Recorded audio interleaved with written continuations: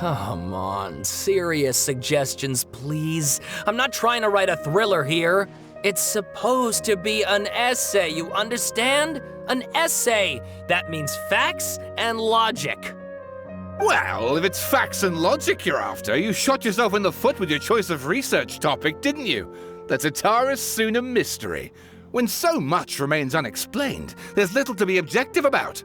Unless, of course, you restrict yourself to textual criticism. Yeah, well, this is my teacher's area of research. I can't change that. But it's fascinating enough without having to sensationalize it, don't you think? The strange location, the missing details, a mysterious person. I want to write my essay on something interesting, and I'm interested in getting to the bottom of all this. That's the only reason I came to you.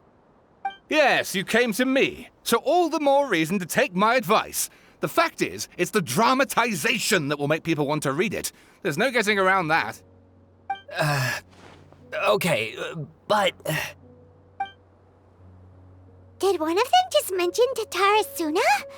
But that's all the way in Inazuma! Is it just Paimon, or is it kinda unusual for someone in Sumeru to want to write a paper about that? Everyone here's just going about their business. Maybe it really is just Paimon. Guess people here are free to research pretty much anything. Great! Let's go find out what this Tatara Suna mystery is all about.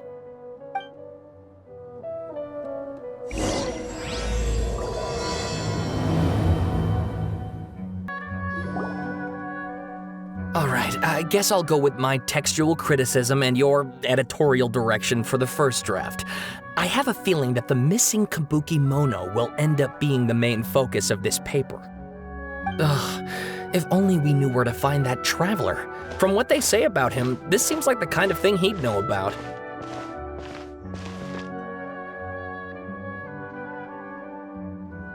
Oh, you're the traveler, you say? Hey, what's with that face? Don't believe us?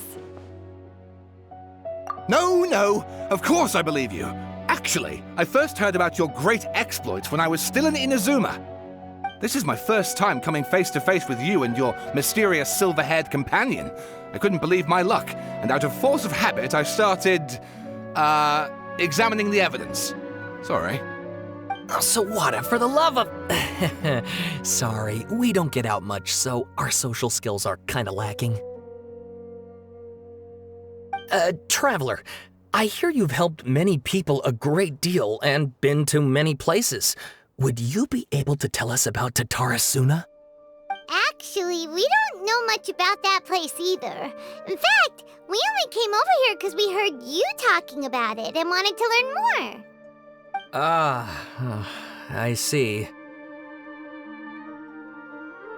My teacher chose this area of research as a personal challenge.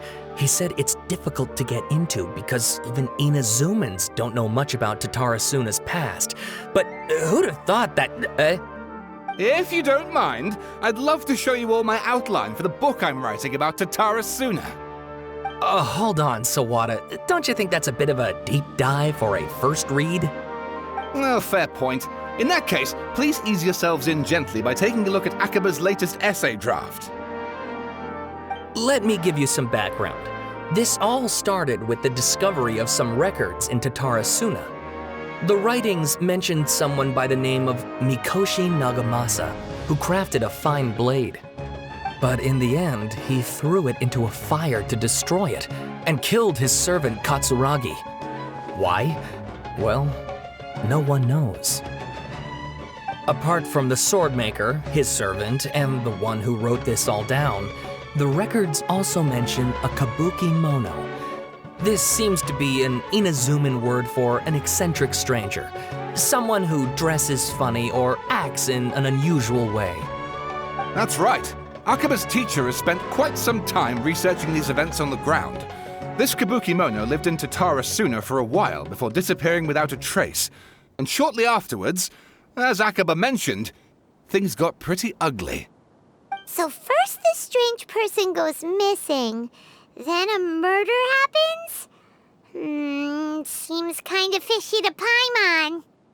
Yes, my thoughts exactly. So I helped out too. I asked everyone I could think of if they knew anything about what happened back then. And wow! Did I get lucky! Stop shouting! This part's important. I just wanted to make it stand out. It just so happens that a friend of mine works at the Government Records Office. He looked into it for me, and I can now confirm that all the aforementioned individuals did, in fact, live in Inazuma over 400 years ago. Even back then, Tatara Suna was already at the center of Inazuma's smelting industry. The man in charge was a government official named Niwa. Curiously enough, it seems like he went missing too.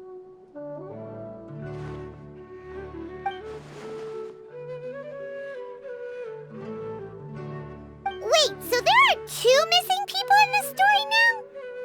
That's right! What's more, Niwa is a name with a lot of history to it. Have you ever heard of the great swordsmith clans of Inazuma? Oh, the swordsmiths? Yeah, like Ishin art and so on? Wow, yes. You really know your stuff. That makes things easier. So basically, this Niwa was a distant relative of the Kaidahara clan, the last practitioners of Ishin art. Something then seems to have happened in the Kaidahara clan, leading to their downfall. I don't know the details, but taken in light of everything else going on around that time, it makes you wonder whether it's all connected somehow. The Kaidahara clan? Sawada, you left out the biggest detail of all. Oh, yes, of course. How could I forget? Brace your minds, ladies and gents, for they are about to be blown. Or maybe you won't believe your ears. I wouldn't blame you, of course, because in all my years as a writer, this is by far the most. Get to the point, for Pete's sake. According to information acquired by Akaba's teacher, the Kabukimono was not a human, but a puppet. A puppet?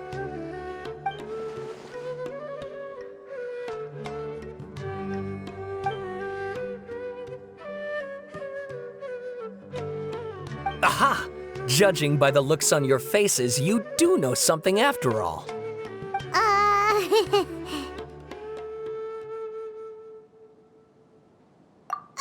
No! Paimon just meant, how creepy. The way you described it makes it sound like a ghost story. I agree, it does. But considering that non-human races in Inazuma are by no means uncommon, spooky events are to be expected. And that's exactly what my book is about. Please, take a look.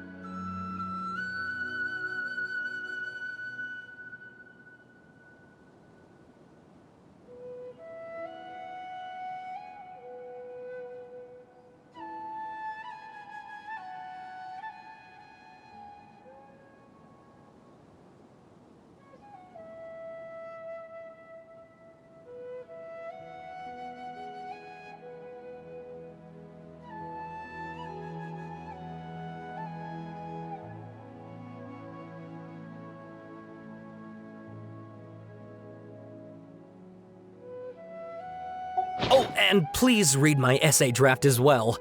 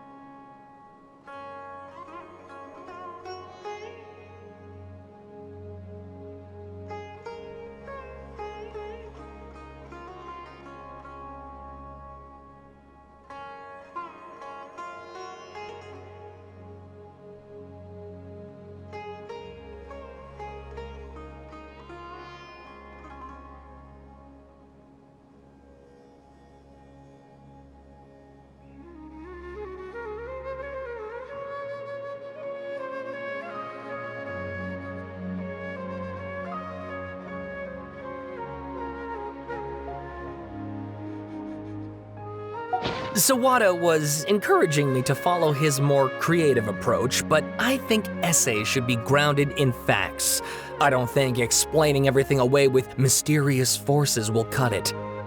Oh, how about if I plug the holes in Sawada's narrative with political intrigue? Like, I could put a turf war between rival factions at the center of the whole series of events. Wait, you're allowed to just make stuff up? Pretty sure you've gone from essay to guessay there. Akaba, look. Your teacher has researched this extensively. I've reached out to everyone I could think of. Whatever information we have now is all that there is to know. This is as much detail as you're ever going to get. Besides, if there really was a political power struggle going on at anything like the level you seem to be suggesting, what hope would we ever have of finding out the truth?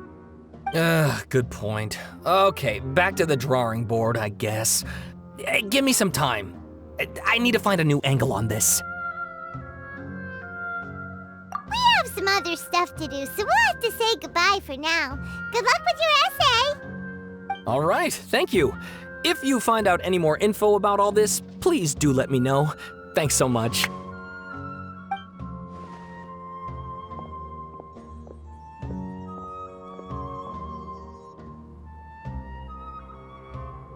Hey, so that thing they were talking about, it has to do with the balladeer, doesn't it? Okay, then even if we did know something about it, we probably couldn't share it with them, huh? After all, we kicked his butt and got him locked up. Information about people like that is usually super confidential, isn't it? If you ask Paimon, Akaba should just pick a different topic. There must be as many essay topics as there are trees in the forest. There's no point in...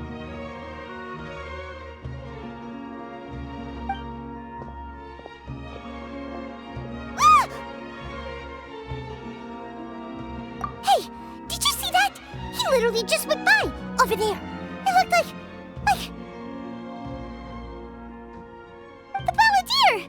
No, it can't have been. He got locked up. Oh, quick, let's catch up and see.